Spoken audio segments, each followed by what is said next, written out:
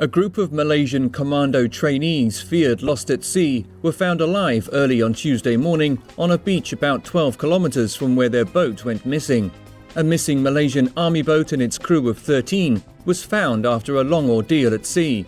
On Saturday, 3 Malaysian army boats carrying some 40 trainees and instructors began a rowing exercise. Rough seas separated the boats and 2 of them had to be towed back to shore. The third boat could not be located and authorities feared it had sank. Later it emerged that the boat had capsized, but the men survived by holding on to the upturned vessel. Reports say the soldiers eventually managed to right the boat, but could not restart the engine. The men were not found until past midnight on Tuesday after they had washed ashore on a beach, around 12 kilometers from their last known location.